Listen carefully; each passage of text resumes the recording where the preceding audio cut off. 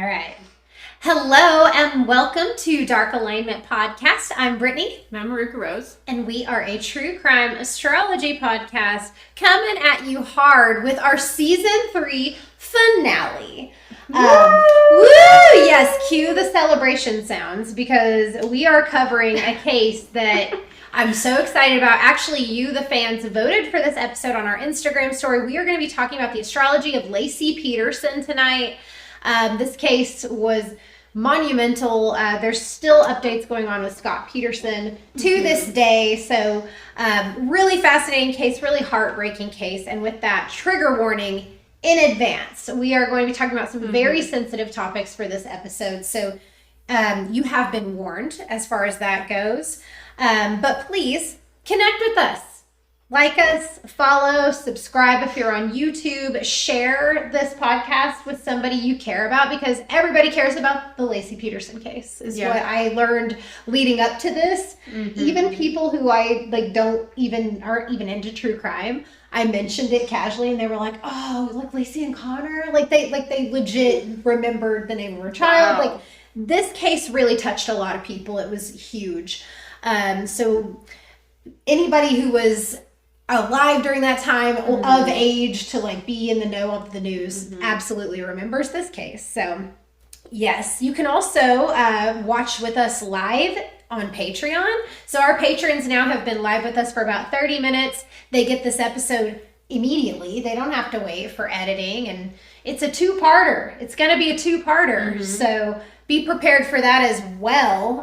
Buckle up. Buckle up. This is a robust story. We're covering several charts, even the transits, which I got most into that, honestly. And I can't wait. We talked about it a little bit before with Patreon, but how it coincides with the dates of the events that you're not even aware of the dates of. Yeah, I barely even said anything, and she started freaking out. I know. I had head to toe full body chills.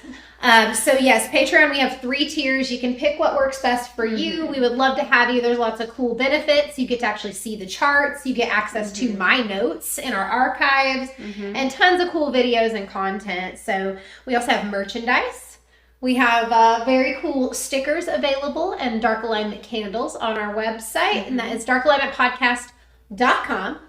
Easy to remember. Just go there. After you finish this, of course. But you don't even have to type it in. You can just hit the link. Just hit the link. And while you're hitting links, be sure that you rate and review on whatever platform that you are listening to. 5 stars would be amazing. It is the best way to help podcast. So we would love for you to do that. It doesn't cost you anything either. Just a few seconds. It's really a very little price to pay considering the gold we're about to give you. Anything else? We both put a lot of time into every episode. So if you yes. For reference, I normally put about 10 hours of research into each episode. This one I exceeded 20 hours. So buckle the fuck up, guys, because we're going to jump right into it. We have a lot to cover. So the way I titled this in my notes, The Astrology of LACI Rocha, her maiden name, Peterson, and Shitty Scott. So I am going to be very objective when I talk about Scott throughout this case. I just, for my own enjoyment, put that there. If nothing else, it is confirmed that he's a bit of a scumbag. So there's just that. Sources for this episode, Wikipedia always. So please donate if you use that platform and are able to donate. A&E's The Murder of LACI Peterson. It's a 6-part series on Hulu, and there's so much good information. See, they couldn't even do it in 1 part. No, they have 6 parts, and it's a lot of Nancy Grace, and I really love Nancy Grace. People have mixed opinions about her. I have mixed opinions about her. I love her as a female prosecutor. I wish she could be a little bit more objective when she reports on cases, especially this one. She had a big impact on this case, but I'm still a fan because she's very strong, opinionated, powerhouse, and her story is pretty amazing. Maybe we should talk about her on Patreon sometime. Maybe. I might get frustrated. That actually might be fun to see her chart and see, the frustrations. We could pinpoint the frustrations. It is interesting to look at charts and see, especially charts of people that you find kind of irritating or triggering or, annoying or, or even just that you're kind of jealous of them. It's usually something hits your chart with their chart. Like, I guarantee you most times I am like kind of irritated like that with somebody. I don't think this will be with Nancy Grace. I think Nancy Grace is something else. Maybe not. I don't know.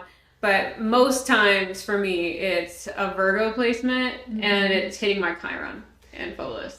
Meanwhile, I'm a Virgo rising, like here with you all the time. I know. But it's very rare and it's very small little blips that'll like hit me and I'm like, oh, it's fine. Well, I'm glad it's just fine. With your Virgo-ness. Well, okay. My Virgo-ness did a lot of research here. It's good. I can appreciate your Virgo-ness the most out of any other Virgo-ness. Thank you. That I've seen anywhere else. Oh my God, thank you. That's a high compliment. It is a high compliment. More sources. So another big source is I actually watched the trial. Like I watched it while it was happening. So every bit of this I was tuned in for every detail, every update. So I was there. I was in high school, never forgetting this case. I used information from Yelp, from the Daily Record, from imdb.com, and from The Sun. So lots of info here. Again, trigger warning. LACI was the victim in this case, and she was almost 9 months pregnant at the time. So this is highly sensitive. Once again, we just want to make that known before we move any further. But we are going to start with young LACI. So this is good. You're going to enjoy this part. This is an enjoyable segment. So LACI Denise. I think all of it will be. All of it's going to be enjoyable, but in different ways. Some parts have triggery stuff. This is not a trigger area. You're in the clear so far. So LACI Denise Richa was born May 4th, 1975. Of course, she's a Taurus. It's almost like I wonder if that's why I was so immediately deeply drawn to this story and I didn't even realize it at the time. It's just she was very captivating energy.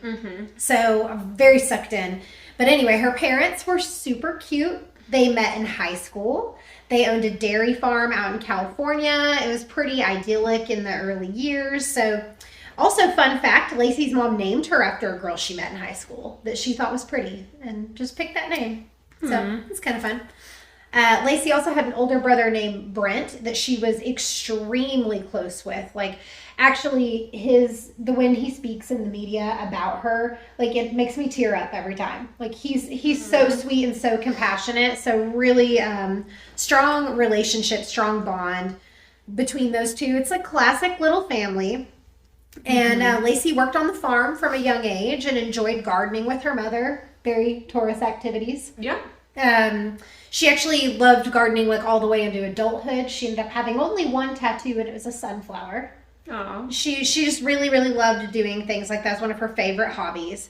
So, but unfortunately her parents, Sharon and Dennis, divorced when the kids were very young. So the good news about that is LACI probably doesn't have a lot of memories of her parents being together. She was about 2 years old whenever they split up. So it ended up being a thing where mom moved with the children to Modesto, California, and the kids visited the dairy farm with their dad on the weekends. So they were kind of getting the best of both worlds a little bit. It's kind of the new normal for them. Yeah, I was wondering what happened with her childhood because in my notes I was looking at it, and Scott's got some stuff in his childhood, and she does too. So I was like, it's not the same, but I see how they could kind of relate a little bit. Because she's got the South Node in her second house, conjunct Juno and Mercury. You see that hitting so early in life with the second house. Because the houses kind of tell, in a way, your life story as well and how things things kind of play out. So Juno on the South Node, that's very divorce. Okay. And then her home life in her fourth house has Saturn there. So I think that makes a lot of sense. I just didn't expect that to play out like that. I mean, it makes sense though. That's interesting. I didn't think too much into it. I just took note of it. Yeah. It's funny what stands out. Well, after, the divorce and everything's kind of getting settled, Sharon, LACI's mother, eventually remarried. And her new stepdad, helped raise LACI and her brother. It's a really positive relationship. He's in the media a lot with Sharon, throughout the whole thing. She comes from a very loving family, extremely loving, very close family. Family was super important to LACI. So in her third house is Venus. A house of, close family. Close family. Venus there, the love. Where is her Venus? In Gemini in the third house. Okay. It's also ruled by Gemini. So. Okay, I was wondering. There's so many things like I've been curious of her placements, and I never look them up. I let them be a surprise. After this blurb, I'll give you the rundown. Okay. A little bit more about LACI and kind of what she was like growing up. So she was a cheerleader in junior high and high school. She was really bubbly. She was really feisty. She was really fun. She was cute. She was friendly. And she was assertive. Like she was, oh my God. She was kind of a pistol. Like if somebody was never afraid to confront somebody, even though she was really small. Physically, she was very tiny. And she had the most beautiful smile. That is the main thing that always stuck with me in the pictures that I would see of her, is like the smile. She is all smile. And you will feel that warmth from her. If you look at pictures of her, like she feels so warm and like somebody you just want to be friends with. And a lot of people said that about her. Everyone also called her a firecracker. That was the word they used, was firecracker. I have so much to say. And then after she graduated, she went to California Polytechnic State University, and that's a lot of words. So I looked it up, and their website really made me laugh. It's calpoly.edu. And I was like, it sounds like a meetup site for polyamorous people in California. And their mascot, Musty the Mustang. Yes, I didn't make it up. Back to LACI. Her major in college was kind of cool. It was ornamental horticulture, which I looked up exactly what that was. Very Taurus-y. A program that focuses on domesticated plants and plant materials used for decorative and recreational applications. It prepares individuals to breed, grow, and utilize ornamental plant varieties for commercial and aesthetic purposes. That's right. I've gone above and beyond for you on this season 3 finale. So I want to go get that degree. So we're in college. Fun. It does sound fun. It does sound really fun. We're in college, and this is where LACI meets Scott. So the next thing I have is talking about Scott. Let's talk more about LACI before we look at his young life. Yeah, so the firecracker stuff and all of her being like feisty and an active person and also very seen. All of this is really coming up in her first house. So she is an Aries rising. Oh my gosh. With Jupiter conjunct her ascendant. So having Jupiter on her ascendant makes you very seen, makes you kind of almost like expanded, like your persona, like everybody kind of knows you, everyone kind of like, especially if you're a cheerleader, like the whole school probably sees you all the time, like doing your stuff and going to different events and everything. Aries can also be a very active person, like this is how you approach life. So you're taking like this Mars type of like aggression towards just living every day. So like it really is like a good placement for a more active lifestyle type person. So I was wondering how that would play out too with Jupiter and all the Aries stuff. You'll see more of that later. It comes into play again in a really significant way. Wow. So I'm kind of, yeah, okay. And then she's on her Mars, it's back in the 12th house in Pisces, but she has a stellium there, which I'll, it's Mars, Pallas, Pholus, Lilith, and Vesta, like all together there on top of each other. So Pholus is really making Mars more exaggerated, so even more feisty, even though it's got kind of this flow to it, being in Pisces. And it's like this expansive flow. It's like almost like Mars energy just kind of like oozing out everywhere, you know? Ooh, and then I like the visual I got. The oozing Mars fire. I'm almost thinking kind of lava. Like flows out. But she's got Pallas there also, so she's able to kind of like make these fast decisions, but also really compassionately because it's Pisces. And Vesta's there, it's something she's devoted to. Lilith is there, like liberating herself through this aspect all the time. Also in her first house, she has Chiron and Ceres and her sun placement, even though her sun is over in Taurus. So having your sun in the first house also gives you this thing of like, I embody myself, people see me, like it's a really big life placement. I think we had this in a previous episode recently. Yeah. So I won't like dive too much into that specifically, but there's, having Chiron and Ceres conjunct in the first house, I feel like is also just like partly. I'm trying to think of how much I want to say, because she can almost come off like she's like helping and healing, but she's also facing a lot of trauma, like to her face, so to her persona. Like I'm not sure, like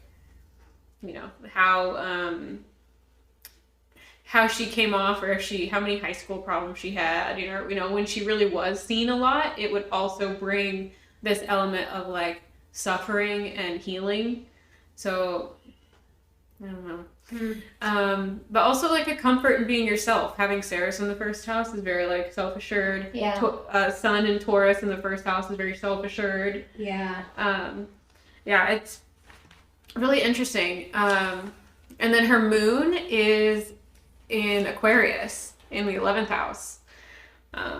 So she's always probably thinking about like the collective, thinking about people as a whole. Yeah. Thinking about society. Aquarius moons, they kind of tend to feel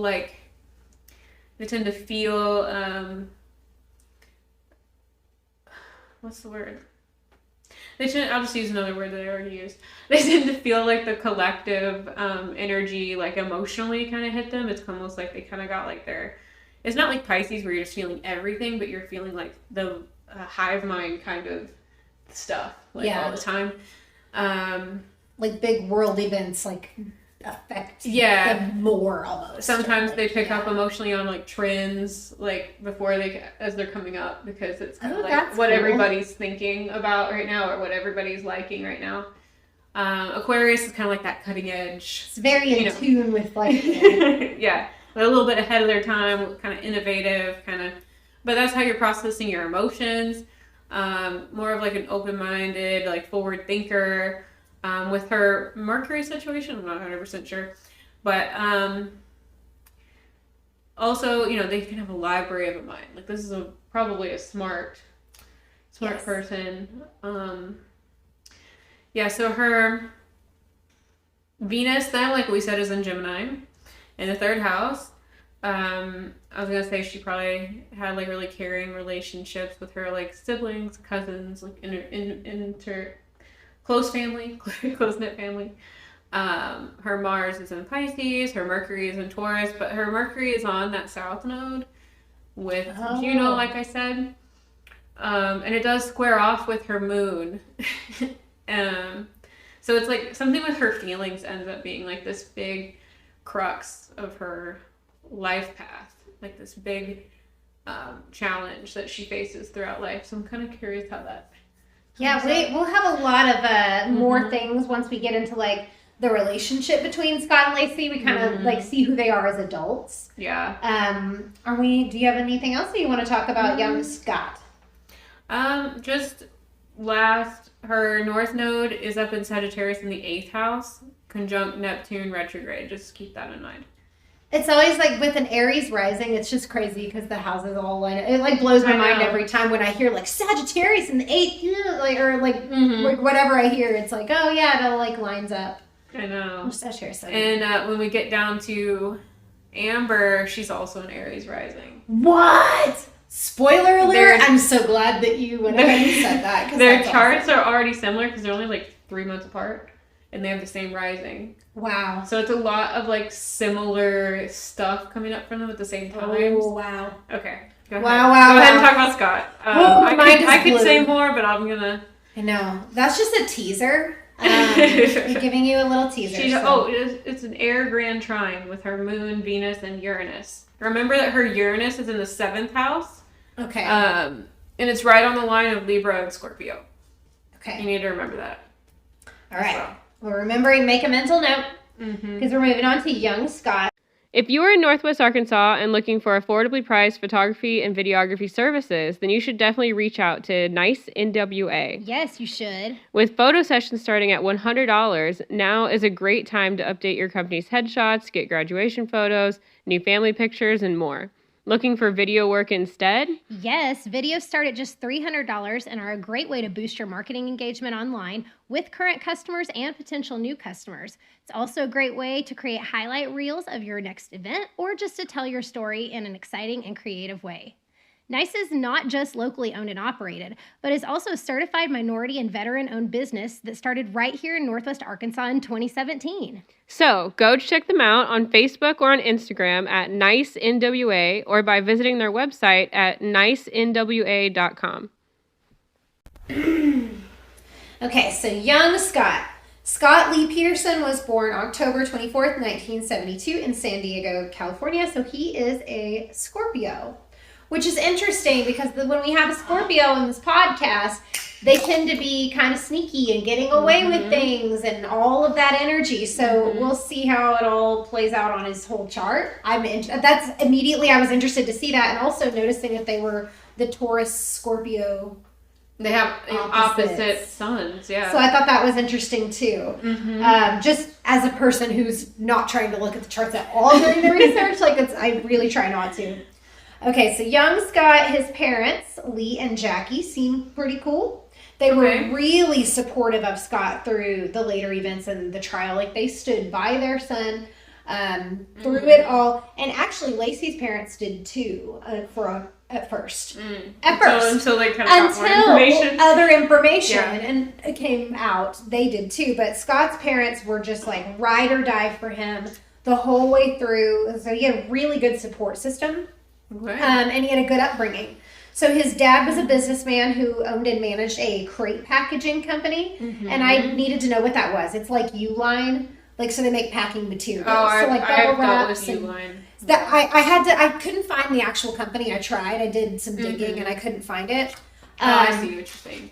But that's similar. That's kind of, because I was like, what is crate packaging? What the fuck does that mean? So I had to look it up. And then his mom owned a boutique called The Put On. And I could not find any information. I tried really hard. But I did find a backstory about Jackie. I found some information I didn't know about her. She actually passed away in 2013. And her father was murdered when she was only 2 years old. She grew up in 2013?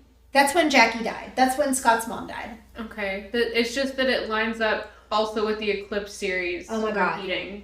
Oh my god. Go ahead. I'll tell you guys. That's fascinating. But I didn't know this about Scott's mother. I didn't know that she grew up in an orphanage. Her mom had a nervous breakdown after Jackie's father was murdered when she was a toddler. So she had this like early trauma that I thought was interesting. I didn't mean to stumble upon that. But Jackie seemed like a really lovely lady when she was alive. So I thought it would be interesting to throw that in there. But this family, so Lee and Jackie, it's like a modern day Brady Bunch because they each had 6 children combined from previous marriages. And then Scott was their only child together. So he has a bunch of half siblings. In this instance, which is kind of cool. But also, like, only child vibes, too. Like, you also get the only childs. It's very interesting. I think with him being a Sagittarius rising with Neptune on it, it's kind of like first child feeling. But then when at the very end of his first house, he has Jupiter and the North Node, like, into his second house. And so you see kind of like this first child, but also, like, all these other... Super interesting. And the North Node... Yeah, I do see how that would lead to, like, a kind of nicer childhood. Yeah. I'm more thinking, like, something with the mom.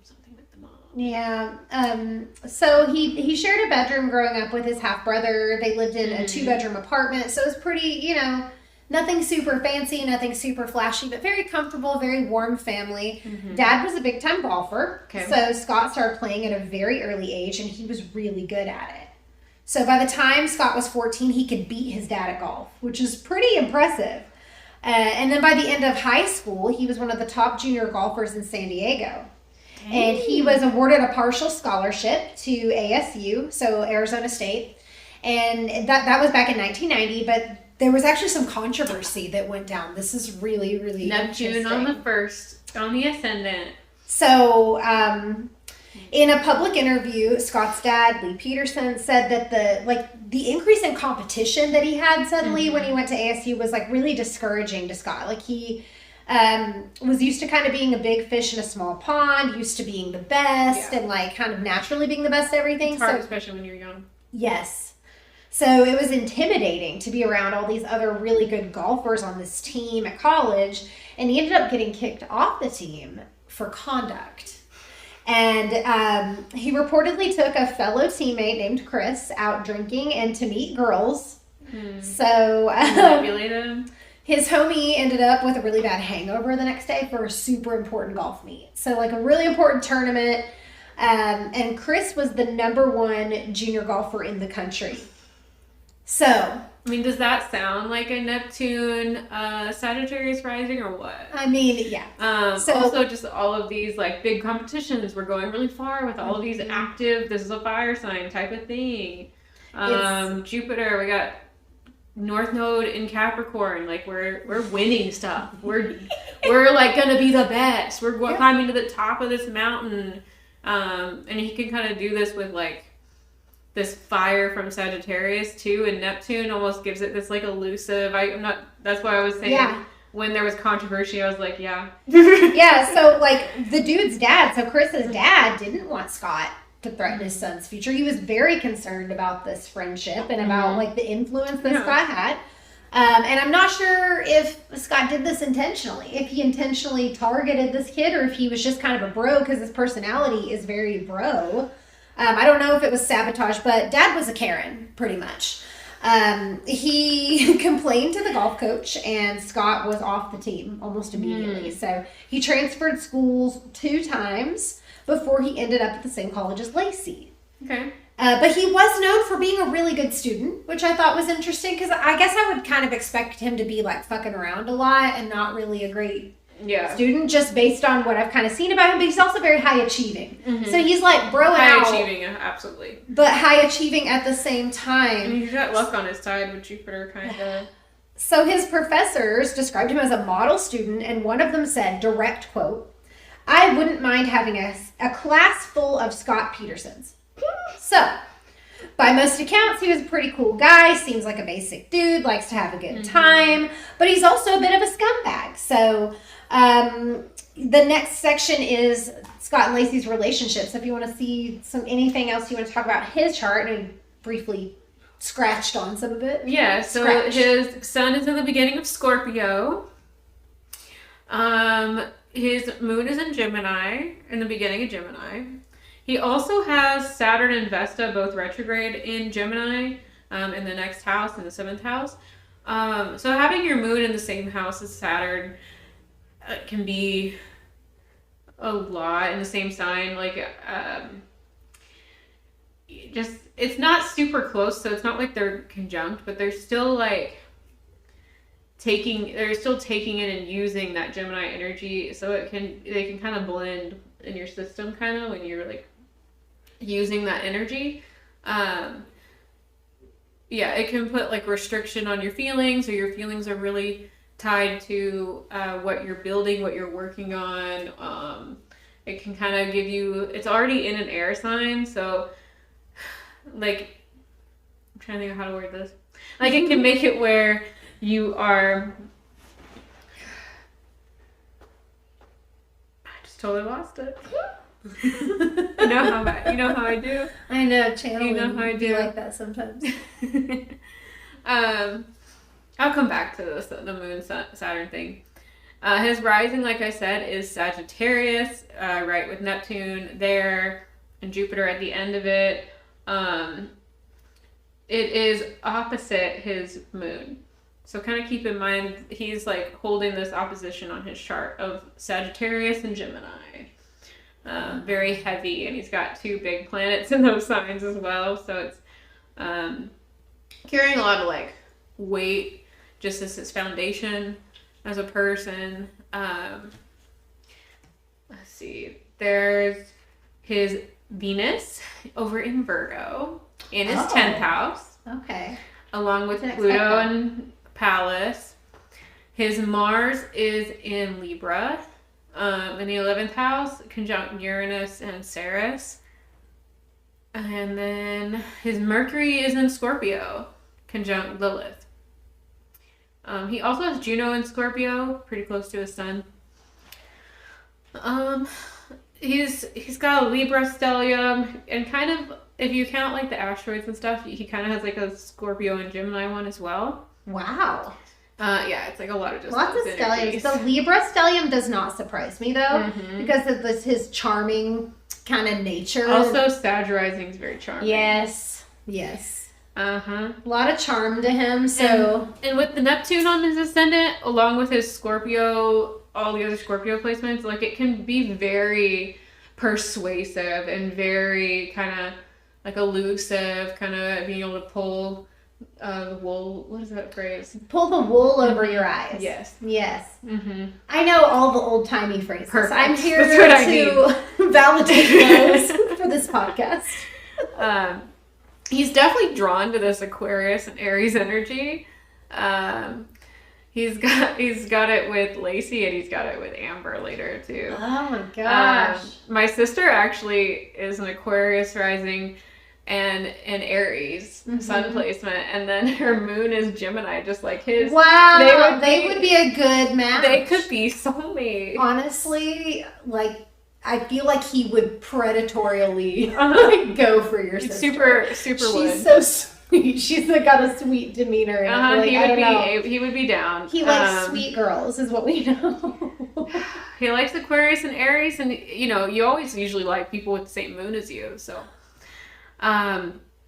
he may have had an excessive, kind of over the top in some way mother who was but also kind of distant from him at the same time, or restricted his processing of emotions. That kind of ties back to his moon placement, and he's also got like this South Node Cancer in the 8th house, and maybe that'll come up more with like the mother of his children, but like you know what I mean? What's so interesting is that there's no negative relationship ever reported between him and his mother, but we also don't know kind of the deep extent. But I have listened to actual phone conversations between him and his mother, and it's really sweet. Like all of the family conversation, him and his dad. Maybe it's a little more nuanced than we can really get to. Yeah, it might be something really deep that maybe. Because I have Moon and Saturn together, and I can talk to my mom great on the phone. It's not. That's really true. I mean, there's just. But it can manifest in different ways. Maybe it manifests in a way that we can't really. Right. There's nothing I can confirm about that relationship that is in any way anything but supportive. You know what I mean? Like so. That's interesting. But relationships with the mother are always complex, no matter what. Exactly. With Mars and Uranus so close together, it can kind of give him this like thrill-seeking thing. Oh, yeah. This like adrenaline rush type of personality. Like we're always wanting like the next big thing. And that can be kind of unstable. Like you never know like what they're gonna do, because Uranus is unpredictability and Mars is taking action. So like this would be somebody that you might be kind of afraid of when they got really hyped up about something. Like when their Mars is activated, when they're angry or when they're passionate or fired up, like you don't know what they're gonna do. They're just unpredictable type of energy. Yeah. Yeah. And for him, like this is like almost like a feeling of comfort. Because he has Ceres there. So it's almost like he reassures himself using this type of energy, and he likes seeing it in other people too for some reason. Like I feel like that feels so maybe that's accurate. why he likes the Aries risings. Yeah. You'll see a lot of that as we move into kind of the relationship between him and LACI and the relationship between him and Amber Fry. So absolutely. Very interesting. So make mental notes of this, everybody, because it's gonna come through in the story as well. It always comes through in both places. Like we see it, we hear it in the story, and then we look at it on the chart. That's basically all we do on this podcast is look at how go back and forth. Yep. Let's see. He had in his 7th house. He has Saturn, like we mentioned. But thinking of it in terms of the 7th house, as we're about to talk about relationships, I just want you guys to be thinking about each of their 7th houses, because that will be really important as we move into that. He's got Vesta and Saturn there retrograde. So when something is retrograde, like Saturn especially, it's kind of like you have a hard time kind of getting your traction going with it. You kind of lose your footing more often. It takes longer to find like a steady way to use that energy. Mm. And when it's Saturn, it's like what you've built for your life, like your foundation for your life. So it can kind of feel like, but being in Gemini, I do think it kind of like, you kind of catch yourself faster, kind of like, they're like, it's like more nimble than like if you had. Nimble. I love that. That is the perfect word. Yeah, that's absolutely. Because I work with a lot of people that are a little bit younger than me, and they have Saturn retrograde in Pisces.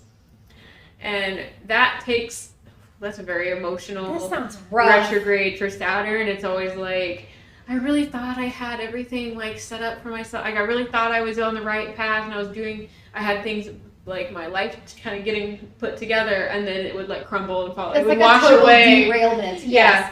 And then it's like this whole like emotional thing of them trying to like build it back. And it can feel really discouraging when it's like retrograde in Pisces. But I think with Gemini retrograde, it's a little more like, oh, we're gonna switch it up. We're gonna think just something reroute. else. It's it's a lot quicker. I feel like it's very adaptable. So yeah, exactly. That's good. I mean, for anybody that's got Saturn retrograde, like fingers crossed, it's in Gemini for you. Just letting you guys know. Let's see.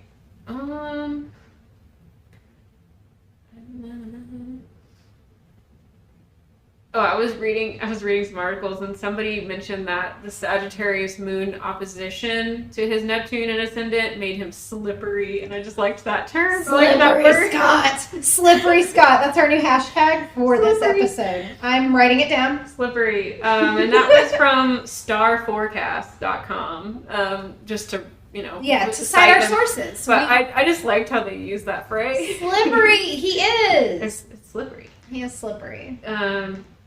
And he has his 10th house has his Venus there and Pluto and Pallas, so he ends up being known for, this is midheaven, he ends up being known for his relationships, his love life, this like death and power struggle, and a decision that he made, the way he strategized something, it's like a mental deciding factor thing that he did with Pallas.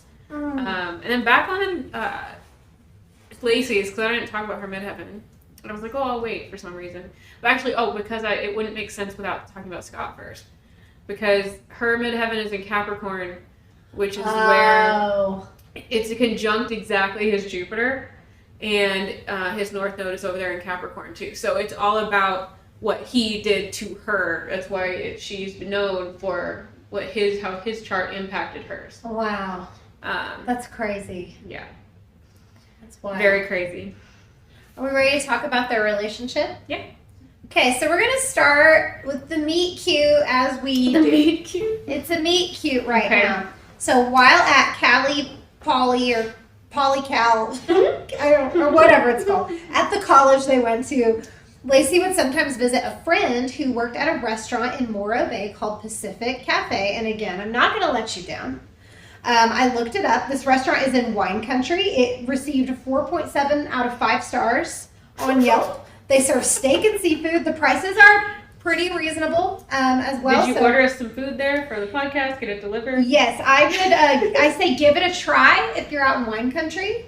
Just swing in. So anyway, LACI met her good friend's co-worker, one Mr. Scott Peterson. So they met in 1994 at this restaurant. LACI made the first move, which is, again, firecracker. Firecracker, again. So I like that about her. I like 19-ish? She could, yeah. Mm-hmm. She goes after what she wants, and she was assertive about it, and she wasn't afraid to make a move. She ended up sending Scott her phone number, and immediately after meeting him, she told her mother that she had met the man she would marry. She knew. Wow. When there's an intense connection and chemistry, you feel it, and she absolutely felt it. She knew Scott was the man she was going to marry. So then after that, Scott ended up calling LACI, and they began dating right away. So, wow. Are you ready for some real romance? Oh. We're going to talk about their first date. All right. So, their first date was deep sea fishing. which sounds like a nightmare. Okay. LACI, it kind of was for her because she got seasick. And I hardcore feel that. I've been seasick deep sea fishing before. I get sick everywhere. It's in the car, on a boat. I got seasick on the lake last summer. Wow. I had to jump in the water. I was like, I'm going to die on this boat. I had to get in the water. And I didn't have a swimsuit. I jumped into my clothes. I stripped down into my bra and underwear and got in the water because I was like, I can't be on this fucking boat. Another second, I'm getting in the water. So, feels on the seasickness. But, obviously that wasn't a deal breaker. Mm-hmm. You know what I mean? Things kept heating up between LACI and Scott after this. And it's going really well, except for one thing. As the relationship grew more serious, Scott started to do that dumbass thing people do when they put their dreams aside for somebody else. Oh, yeah. Worst thing you can do in a relationship because it just makes you resent your fucking partner. Yep. So Scott had big dreams of playing golf professionally. Mm-hmm. And after, meeting LACI, instead he decided to take this more traditional, practical route. He focused on a businessy ass path. So that was a huge mistake on his part, is to sacrifice his big dream. So obviously no one's okay doing that. Like it's not okay with your soul. Like at a soul level, don't do that, but he did that. Mm-hmm. They dated for 2 years, eventually moved in together. After LACI finished school, they got married on August 9th, 1997. Scott graduated with a Bachelor of Science degree in agricultural business in June of 1998. So this is kind of like hot goss, but prosecutors speculated that around this time is when Scott had his first affair. Really? And as we all know, there's another one coming up. Like, Scott was said to have had multiple affairs, as many as 3 in their relationship. So, it's just kind of interesting when big things happen, it's like affair. So, right after getting married, affair. Then we've got the baby situation that we're going to talk about. So, they're married. You never know what he's going to do. Right. Right. He's unpredictable, this guy. He's crazy. His passion is unpredictable. His passion is unpredictable. So, married life. We're done with the dating. We're official. We're married. They've graduated. What's next for the Petersons? I looked it up. They opened a restaurant. Okay. So, it's a sports bar in San Luis Obispo. I think that's how you pronounce it. Do you want to guess what this restaurant was called? Any guesses? Any intuitive hits? No.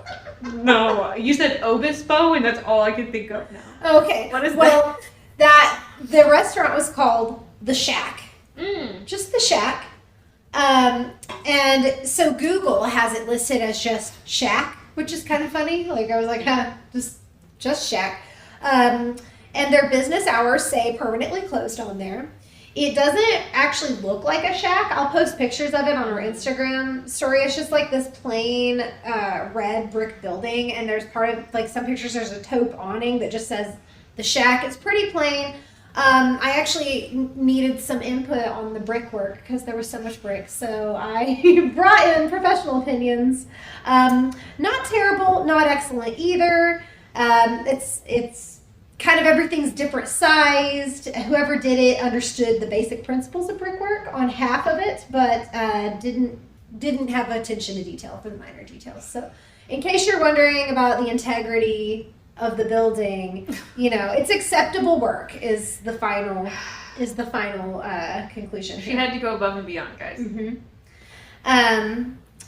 Make sure the building is up to code. Yeah, and then the final story. The final feedback on the building is that ceramic tile entryway is absolutely disgusting. I love it. I love it so much. Anyway, I was able to find a total of like 25 pictures of this building ever. And so that's how I figured out what the food was, because there were some pictures of food. So they serve burgers and beer pretty much. Be sure to watch our Instagram story for these fun photos. But it was given a 4-star rating on Yelp.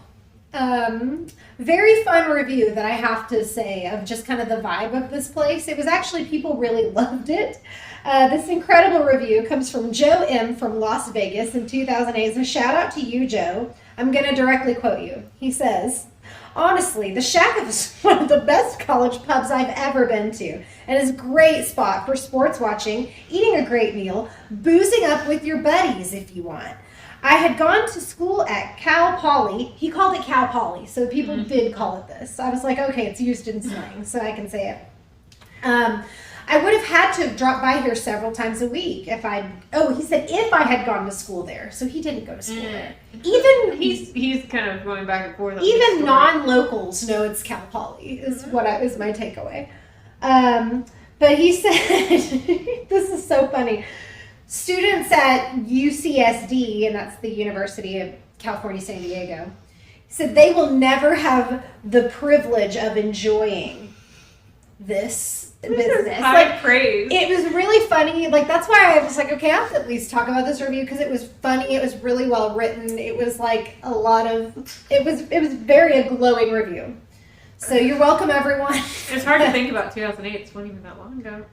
And also when you talk about like Scott wanting to build things and like the Capricorn energy, it's like, yeah, here's a business adventure like that we're doing. So all these different types of things. The restaurant was slow at first. It got better on the weekends, but they did decide that they were done with this. And they put it up for sale. And they decided to move to LACI's hometown of Modesto, California to start a family. Okay. So they go from this kind of like young entrepreneur couple in a college town, open a little business, do your thing, to actually we're going to move out of here, we're going to go settle down. Was this 2008 or 1998? This was 1998. Okay, I thought you said 2008 for some reason. Go ahead. Oh, no, that's what when the review was put on there. But why would the review be that late, I guess? The restaurant, maybe they sold the restaurant, or maybe he reviewed it late. Yeah. But it was posted in 2008. Huh. Okay. So, yeah, that's interesting. I didn't catch that when I was doing it. But time's not linear, everybody. It's a weird roller coaster.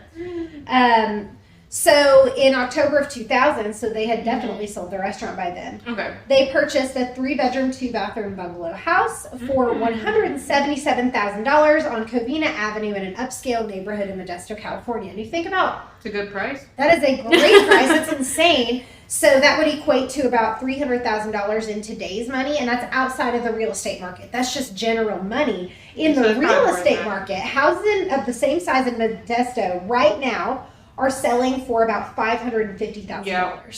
So, just a little bit of real estate info for all of you real estate buffs out there.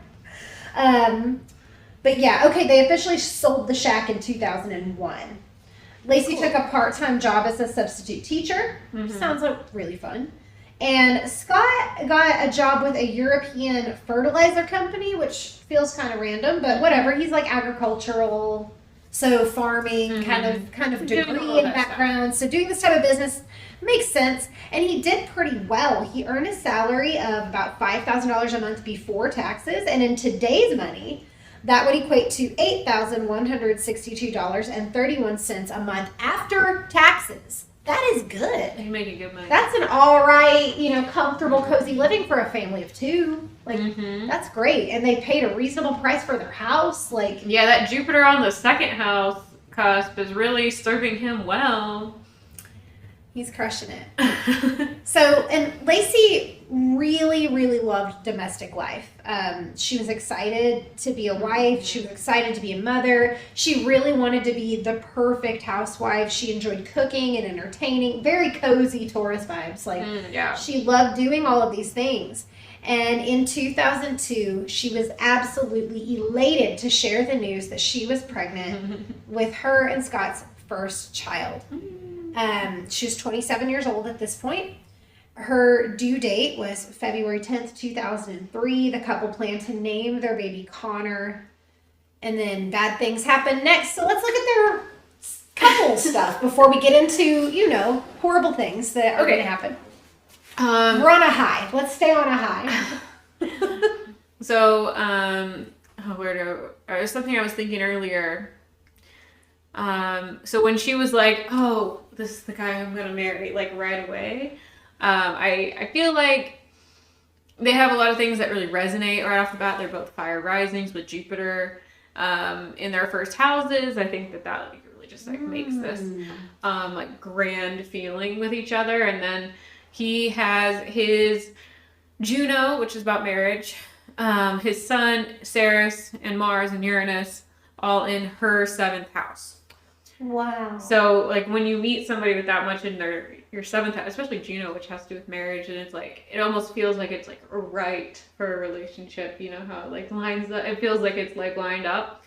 Having all of that hit right away makes a lot of sense to me. The passion of it. The passion. Yeah. They both have difficult, like, 4th house placements, which is why I was kind of talking about earlier. She's got Saturn in her 4th house, and then I was like, oh, I can't even see his. Oh no, I meant in her 4th house. That's why I got mixed up in my head. I looked at a lot of charts, guys. Yeah, there's a lot of charts there's a lot of information and a lot of charts in this episode. So both in her 4th house is her Saturn, so it's like her foundation of life. It can also be like a limiting thing. It can be like a Saturn stuff, you know. But for him, his South node is there, so it's almost like he's wanting to move away from the home life, from home life with her, into like this 2nd house, 10th house thing when they're together, where he wants to be in this like success money space more than like at home, like doing the caretaking, and it's almost like he's gonna feel like that's holding him back with the way it lines up with them together. Okay, that makes sense. He, at first when they met, I think that he may have been helpful for LACI kind of mentally, like getting her out of her own head, like making her feel like things are possible, because her Mercury is on her South node, like I said earlier, and sometimes that can make you like feel like your mind, like you're kind of stuck in your mind, or your mind is stuck in the past, and you're kind of like thinking about all of these past things a lot, or thinking like you can't move forward, you can't get out of your comfort zone, because you're like, you know, the mind is very very powerful. But with all his stuff on her North node, like Lilith and Neptune and Mercury, like for him it's almost like when she's around him, especially at first, it's going to seem like, oh, he can like I can dream again, I can empower myself, like I can, you know, it's kind of like motivating and empowering for her. It's like reigniting all these passions in her. Yeah, it's like, oh, I can move towards my North node, like, and they're gonna have similar kind of worldview and vision with their Neptune so close, you know. And she may have been really encouraging and healing for him at first, also because his Chiron is like right at the beginning of her 1st house.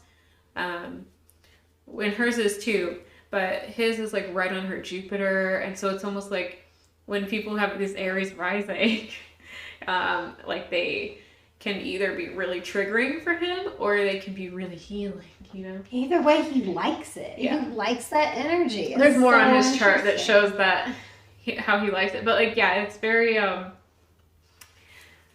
very interesting how their charts kind of play out together. I pulled up this little blurb from Cafe Astrology because I like how they kind of put everything together in a little paragraph about Venus signs together. Okay. So the gist of it is she has a Gemini Venus, he has a Virgo Venus. I don't know if I said it like that. I like how you said it. Your delivery was perfect. Thanks. So she values intelligence and communication in a partner. There can be quite a bit of like mental attraction. Like she's going to look for this kind of mental attraction. And on her North node, he does have Mercury there, you know? So I think there's like a big like draw, especially with the way the rest of their charts go. But also Virgo is a very like kind of like planning, like, but in a grounded way. Like it's if you had to pick another sign to be like kind of Mercury, you know? Yes. Yeah, because it's also associated with Mercury. Right. both of them are kind of somewhat like restless and curious, is how it puts it. And I could kind of see that. Like, it's not like they're, crazy, but there's kind of like this like little unsettled bit that like keeps them going. Yeah. And like working for more. Says that she may be less discriminating than her partner, than him, in terms of who she communicates with. As well as what she talks about.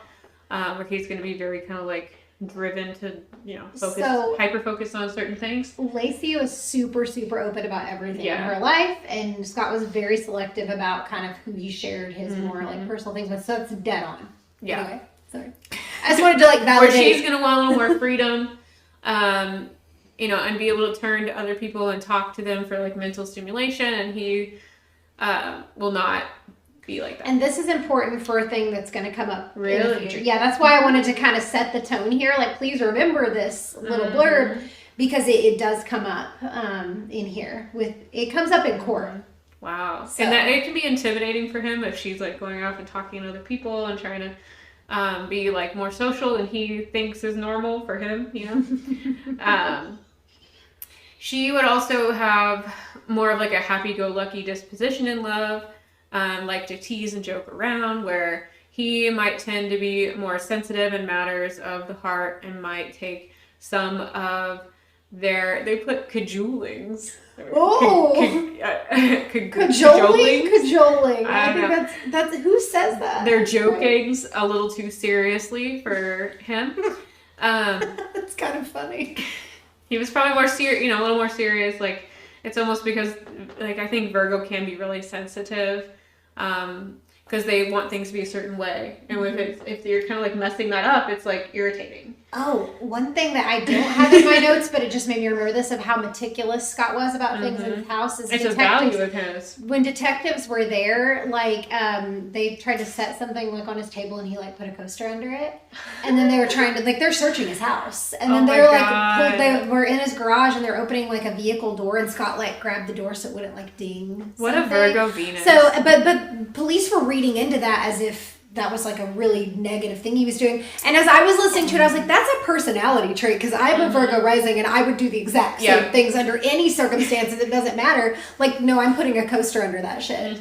So I kind of like resonated with Scott in that way. So that's really funny that that's coming through. And with how like successful he was in some things, some of it I think is like the illusion of being the successful person, the one who should win. But also I think there is like a lot of precision in what he's had to learn to, move through life the way he has. Let's see. It also mentions that both can be flexible, although the Gemini Venus, she will take this to a greater extreme than him. It will more likely make him uncomfortable. That's just kind of what we already said. Yeah. Says, if your Venus and Virgo lover begins to question your sincerity and constancy, remind them how much you appreciate your relationship. Oh, very sweet. Very, very sweet. Yeah, they have a lot of really interesting things going on. Let's see. There's like some nice Venus trines. Like her Venus is trine kind of near his sun placement and his Ceres. Like there's a lot of little things like that when you kind of look at the charts overlaid. I have a question. But also some stress points for sure. So I am curious for like motherhood, fatherhood kind of roles, since that's where they're like obviously moving into. Like LACI's pregnant and like kind of I don't know, just that. Do you have any insights here on their roles as mother and father and like parents in general? Well, it's kind of hard to say, but when I look at like him, I really feel like feels like he's being held back by like that's all what that South Node stuff. It just feels like, like I'm being limited, and even his Saturn was one of the things that was like kind of a stressful thing. his Saturn is conjunct her Venus, so it's almost like the relationship with her is also kind of limiting. He in a recorded interview, like I've seen it. It's not even an interview; it's a home video that was released, where he's holding his nephew and talking about like, no, we're not doing this, like, and that Scott and Lacey had said that they weren't going to have kids, and you know, Lacey's brother Brent was joking like, okay, I'm recording you guys saying this. Then like a year later, they were ready to start a family, but it was like a thing where that wasn't something he was naturally inclined to want. Yeah, because I think he, you know, and maybe if it was set up different, if he had been able to do his dreams and follow his, like all that first, golfer and do all that. Like I think he really just felt limited, and it drove him a little bit too far. They've also got Venus square Venus. Like there is like a lot of conflict with, you know, them having this relationship, but like almost sometimes at first, like when you have other things that go well in a chart, like Venus square Venus just feels really like play fighting. Oh. But then you kind of realize, no, like this is an actual problem.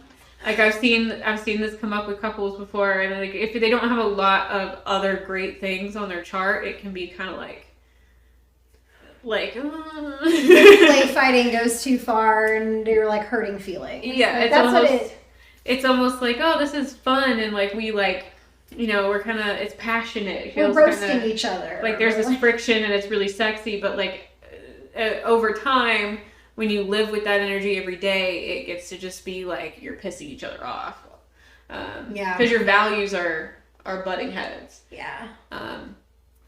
So unless there's a lot of other stuff that neutralizes that out, I don't want everyone to be like, But I've seen a lot of like exes, like people come to me and show me their ex's chart, and they had this. I'm like, oh, well, you've got a Venus square Venus. Yeah, and probably other things. Right? But it's one of those things that like is definitely something you look at. It's a hard aspect. Yeah, it's definitely something you kind of put on the like the con side on a reading. They have a good amount of squares, a good amount of trines, so I feel like this is a very confusing, like when they really get down to like the nitty gritty of this relationship and how they are together, I think it gets more and more confusing, especially with the Neptune-ish situation. And Scorpio can be, not to say all Scorpios, but so Scorpios can be very loyal or very disloyal. And like you probably wouldn't even know. Like, right, because it can be really sneaky. Under the surface kind of energy. Slippery. Hashtag slippery Scott. We're going to start this hashtag and get it trending. That cracks me up so much. The slippery is so funny. Okay. It's just a very confusing combination of charts. And it's like kind of stressful to look at the more I look at it. Wow. It increases stress over time. It's raising my cortisol levels. I love it so much. Not that it's hurting your body physically, but the things you say. I love the things you have to say. All that stuff too, his Mercury, Lilith, and Neptune. Reminder that that's in her 8th house. Okay. Ooh, okay. She has a lot of second house, 8th house stuff happening throughout this. So, remember that. And he's got that like 7th house stellium on her. So it's like lots of 7th, 8th, 2nd house things. It's a lot. Okay. Her Venus is in his 7th house. Like some of this lines up so well and some of it lines up so bad. Like, interesting. It's so like much. Opposition. Like it probably is like good. When it's good, it's good. When it's bad, it's bad kind of energy. Yeah. Like passion, but also probably some pretty rough arguments or passive. Do you feel like passive aggressive or aggressive aggressive? I don't feel like Lacey's passive. No, I don't think either of them are that passive. Okay. They might give each other the benefit of the doubt for a while and be kind of passive at first, but I think when it comes down to it, like it's not passive. This will also come up later. This is important. This is why I'm kind of like I think they might kind of like be willing to give each other a little bit of grace, but like the further they get in this relationship, it's going to be more aggressive. That makes sense. Yeah. that makes sense. Yeah. The next charts I have are... okay, those are... roughly... Yep. You can see my screen. Yep. And we won't need those for a minute. Okay. So we'll go ahead and move into the worst Christmas ever. So, all right. Here's what went on a few days leading up to Lacey's disappearance. Spoiler alert, as you already probably know, she disappears. So on December 23rd, 2002, at 5:45 p.m., Lacey and Scott went to Salon, where Lacey's half-sister, named Amy, worked. It's a good name. She cut Scott's hair once a month, so that was why they were there. And this is important for timeline things later. So Scott offered to pick up a fruit basket that Amy had ordered for her grandfather as a Christmas gift the next day, because it's Christmas Eve, it's Christmas Day. Like, this is, if you think about it, December 23rd is kind of the last day any businesses are open. It's the day you go get shit done. So it's like, okay, I gotta get a haircut, I gotta go. There's a good chance they won't be open on the 24th. Right, especially back then. Gotta pick up the fruit basket, I gotta run the fucking errands. Like, it's the day that you kind of get your ducks in a row. Yes. You prepare for everything to be closed for like the next 2 days for holidays. So that's kind of the energy that's going on. Everybody's kind of arranging things. So Amy was like, got to go get this fruit basket, but Scott offers to pick it up the next day because he said he was going to be playing golf close to the place that made them. So I guess this place was open on Christmas Eve because Scott was like, oh yeah, I could swing by there. It's really convenient for me. But he said he would be playing golf. Golf. Keep this in mind. Later that night, Lacey's mother spoke to her on the phone around 8:30 p.m. And this was normal because Lacey was close with her family. She talked to her mom just about every night. Her close inner circle, all the third house things you mentioned earlier. So all this is like very normal things happening. And then aside from Scott's accounts, this was the last known contact that Lacey had with her family before she went missing. So this is the immediate day before she goes missing. The last time that Scott's parents saw Lacey was during a 3-day weekend they spent together just a week before Christmas. So a week before she went missing, she's going on family vacations with Scott and his parents. Right, like this is the worst time to try to they went to unalive someone because it's like the time where all your family is like checking in and talking and communicating extra. So they spent the time together in a place called Carmel, California, and it's like a little beach town. It's really cute. Mm-hmm. It's like a little peninsula. It's known for like having a great library and museums and fairy tale cottages and galleries, and it's a very village-like. So it's a cute little town. I looked at the pictures. They're on this sweet getaway right before Lacey vanished. So it doesn't seem like this couple is having major problems or in trouble or it's just interesting to note the timeline of like the trip and her disappearance, even outside of the holidays in general. Just like, we're going to go on this little weekend getaway to this cute little town and do cute little things. It's so interesting. I know why. So back to Lacey and what happened on the 23rd, going to bed after 8:30 at some point. Like 8:30 is the last timeline that we have really confirmed by anyone except Scott and like conflicting accounts from citizens. So we know she's alive at 8:30 p.m. on December 23rd. Okay. That's what we know for sure. Scott later tells police that he last saw his wife around 9:30 a.m. the next morning on Christmas Eve when he left to go fishing at the Berkeley Marina. Fishing, not golfing. Okay. Apparently he said it was too cold to go golfing. Mm-hmm. Fishing's colder. You're in the water. You get the like wind coming up off the water. It was a 90-minute drive to this marina. He was only on the water for about an hour. It just doesn't seem to justify. It doesn't make sense. He did have a new boat that he was excited to take out. So maybe you just go out and run your boat around a little bit and come back in. He went fishing, so he had gear and bait and that's a short fishing trip. Whatever. It's gone for an hour. He was only on the water for an hour. It's a 90-minute drive one way.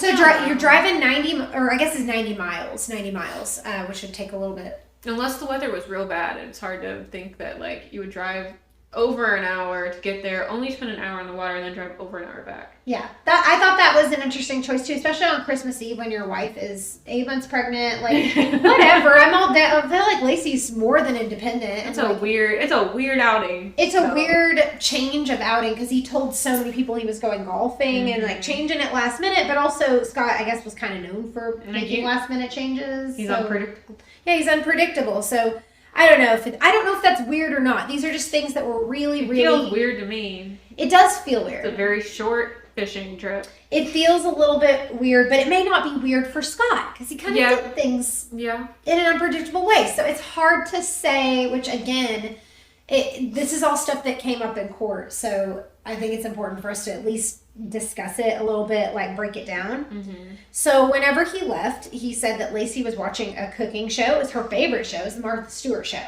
Her favorite show.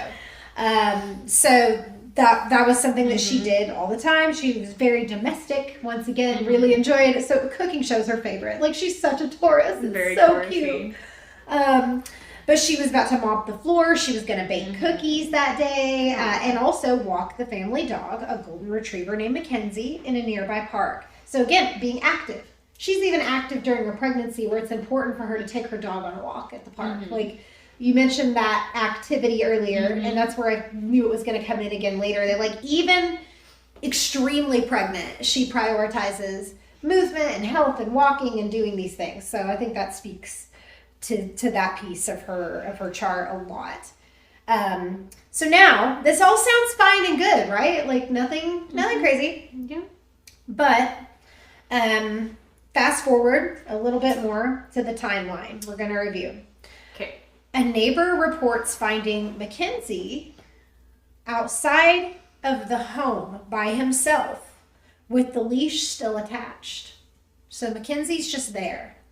Knows where he lives. He's like, this is my house and I'm just hanging out. And a neighbor thought that was strange. Like, okay, I guess Mackenzie got out.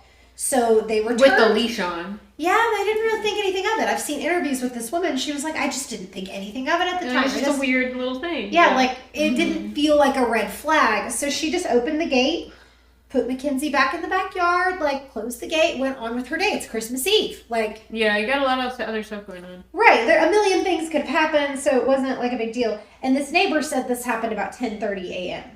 So that would have been an hour after Scott left that they found Mackenzie. Another neighbor said he saw Mackenzie at about 10:45 in the morning. So we already have conflicting timelines. We've got one neighbor saying, I put the dog up at this time. We have another neighbor saying, I saw the dog at this time. That roughly around the same time, but not... It's already a conflict. Like, we already can't trust these. Yeah. We already can't trust It's a very rough time. Right. So, aside from the dog out of the yard, nothing was out of the ordinary. Another interesting detail about Scott's day. At 2:15 p.m., he left a message for Lacey, and here it is word for word. Hey, beautiful, it's 2:15. I'm leaving Berkeley. So he called her to let her know that he was leaving the marina. So he's establishing his own timeline here, which is very interesting. Yeah. He also produced a receipt for later when the cops asked him for his time entering. I wonder if he would normally tell her, you know, like, yeah, I'm leaving now. And making sure he says the time, I'm leaving, I'm doing this, because this is the day before smartphones. This is the early 2000s. Like, we had cell phones, but they were, texting wasn't really a thing yet. It was T9 texting, which, were you too young for T9? No. You did T9? No. I wasn't sure. I wasn't sure at what age you even got a phone. I got really good at it, too. I was really fast. I was, too. Some parents also don't let their kids get phones until they're like, I wasn't allowed to have a phone until I was 15. I was 12, and then my sister was like 10 or 9 or something. And now kids get phones at like 7. That's so whatever. But yeah, that is the world we live in. So that's interesting. I'm just bitter. It's fine. Yeah, I like it. Keep on telling us about it. I'm fascinated with sibling relationships. It's just by the time, it's like a 4 or 5 year age gap with me and her. So by the time she got to be like the age difference did make an impact. 5 years is a lot. Yeah. I know my mom and her younger sister are 5 years apart. And it's always had like a weird tension to it because of that. Something about those ages. I don't really know what it is. Something about that spread makes it where you're not quite as close, because she was always like really close with her older brother, who was like 2 years apart. It's way different. So it's like more of a cohort energy versus this like other energy. It feels like with a wider age gap. It's interesting. But when you have a really wide age gap, it seems like the older kid ends up taking on more of like a parental, like, oh, you're so cute, I'm gonna like hold you and babysit and change your diaper, like, so it's funny, sibling. It's interesting to look at on the charts too. You can see kind of those generational planets shift over when they have larger age gaps and like. And we have had your sister on Patreon, and we have talked about your charts. We have. So we've done a sibling, and I just was like fascinated bystander. It was great. So check that out if you are on Patreon already, or get on our Patreon and make it happen. So get on there. Yes, we empower you. So we've got this phone call, we've got this voicemail letting LACI know where he is and what he's doing. He said he returned home that afternoon to find the house empty. When about almost 5:30 p.m., it's about 5:25 in the evening rolled around, LACI was still nowhere to be found, which is strange because her vehicle's in the driveway. But she's gone. And, you know, Scott wasn't super concerned because LACI is so close to their family. He figured, oh, like maybe her mom picked her up, maybe they went to run an errand. Like, it wasn't coming through as red flags to him because LACI kind of could have easily been picked up by somebody. So it really mean much to him. But he did say he found Mackenzie in their backyard, like when he got home, and that was a little bit weird too. But again, with the leash on. Right. Not really red flag stuff. But Scott calls LACI's mother when he finds Mackenzie, and he's like, is LACI with you? And when she says no, Sharon Rocha, direct quote, says the words that Scott used were, LACI is missing. And right away. Sharon Rocha in the media, I got instant chills thinking about her. She just, the emotion and the love she has for her daughter is like, it makes me want to tear up, like, thinking about it. So please, if you've never seen Sharon Rocha in an interview, go just like watch her publicly speak and talk about her daughter. And like, she's a very amazing woman, very strong woman. My heart really goes out to the Rocha family through all of this. Like, Sharon breaks me down. Sharon and Brent both just, get me so deep. Like, this poor family. So Sharon has this conversation with Scott, and I guess later he denied that conversation ever happened. That's suspicious. It is a little bit weird. So he calls LACI's mom first. And then LACI's stepdad is the one who called the Modesto police and reported LACI as a missing person.